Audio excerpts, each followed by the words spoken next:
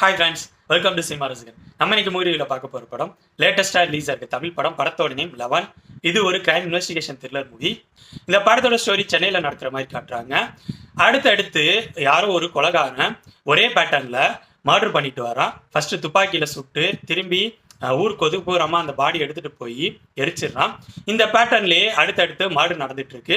இந்த கேஸை ஒரு போலீஸ் ஆஃபீஸர் இன்வெஸ்டிகேஷன் பண்ணுறாரு. அவர் இன்வெஸ்டிகேஷன் பண்ணிட்டு இருக்கப்ப அவருக்கு எந்த க்ளூவும் கிடைக்கல, எந்த எவிடன்ஸும் கிடைக்கல. அவரே தலையை பிச்சிட்டு இருக்காரு. அப்பையும் அடுத்தடுத்து இந்த மர்டர் நடந்துக்கிட்டே இருக்கு. ஒரு சூழ்நிலையில் அந்த போலீஸ் ஆஃபீஸர் ஆக்சிடென்ட் ஆகி கோமா ஸ்டேஜுக்கு போயிடுறாரு. ஸோ இந்த கேஸை இன்வெஸ்டிகேஷன் பண்ண சொல்லி ஹீரோவான இன்னொரு போலீஸ் ஆஃபீஸரான நவீன் சந்திரா கிட்ட இந்த கேஸை கொடுக்குறாங்க. அவரு இந்த கேஸை இன்வெஸ்டிகேஷன் பண்ண ஆரம்பிக்கிறாரு.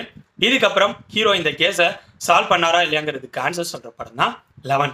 என்னை பொறுத்த வரைக்கும் இந்த படம் நல்லா வந்திருக்க வேண்டிய படம். செகண்ட் ஹாஃபோட ஸ்க்ரீன் பிளே நல்லா சுவாரஸ்யமா இருந்துச்சு. கிளைமேக்ஸ்ல இவங்க ரிவீல் பண்ண ட்விஸ்ட் நல்லா இருந்துச்சு.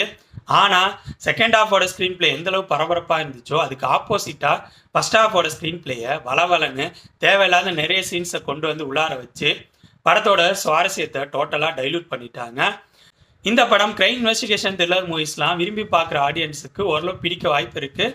பட் அவங்க ஃபர்ஸ்ட் ஹாஃபோட ஸ்க்ரீன் பிளேயை கொஞ்சம் அட்ஜஸ்ட் பண்ணிக்கணும். அட்ஜஸ்ட் பண்ணிக்கிட்டா செகண்ட் ஹாஃபோட ஸ்க்ரீன் பிளே நல்லாவே போகும்.